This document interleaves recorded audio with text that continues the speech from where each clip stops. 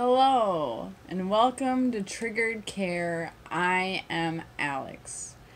And for today's video, I kind of want to take a break from talking about sexual assault so much. The dating video part 2 is coming up, just I needed a break from talking about stuff that still has a lot of painful flashbacks associated with it. So, I've had the idea for this video for a while. I actually kind of tried to film it about a month ago, but then I didn't like how it came out. It was very scripted, and so I'm kind of just going to go off the cuff and ramble about this thing real quick. And it's something that I talk about quite a bit, especially when I'm talking to somebody new and we're sharing stories. This comes up quite a bit. So let me just get right into it. What I'm talking about is what I call the Trauma Olympics.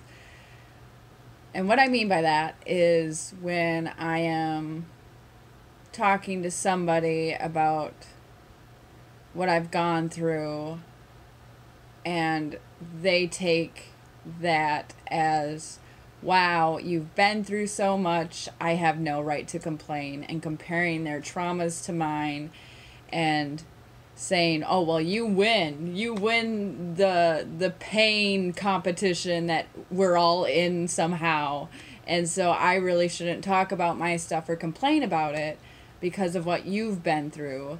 And that really frustrates me, and I'll name that in the conversation, like, hey, please don't take it like that.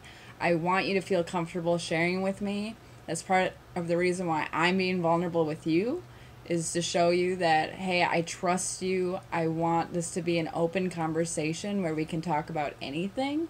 I'm really not saying this stuff to make you feel like you can't share. That's actually the opposite of what I want to do. So please don't take that as I don't see your problems as worthwhile, because I very much do. No matter what you've gone through, you are valid in your pain. You are valid in your experience.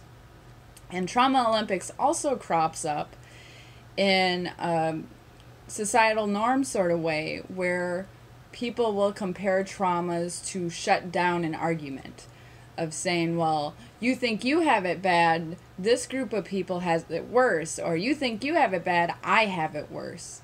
And using that as a way to win an argument, when in reality that's just passing around negative feelings all around. And it's really not useful. It's not a great thing to have in a conversation at all. Because when you break it down, pain is pain. And yes, some of us have more pain than others, but that doesn't make the people with more pain more valuable. And when you actually think about it, the trauma survivors who would win the Trauma Olympics are often classified as crazy people and psychotic and dangerous.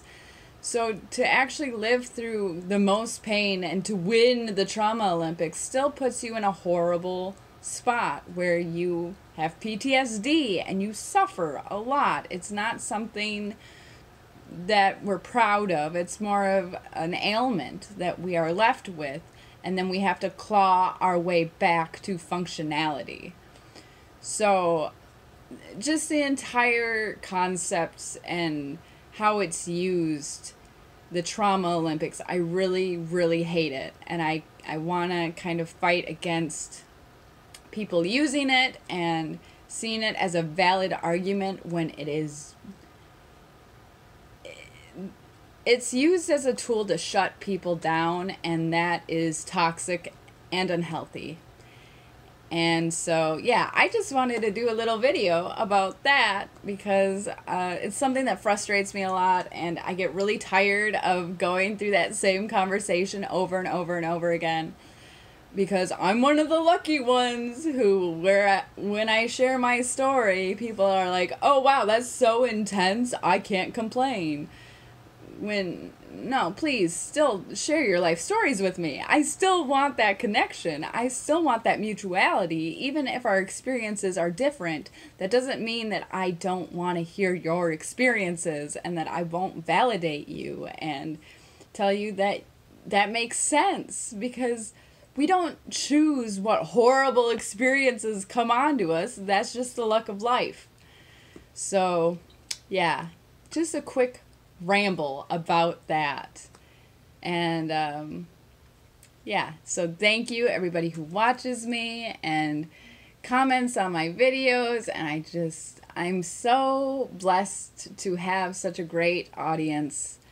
And, yeah, so thank you, and hope y'all are having good ones.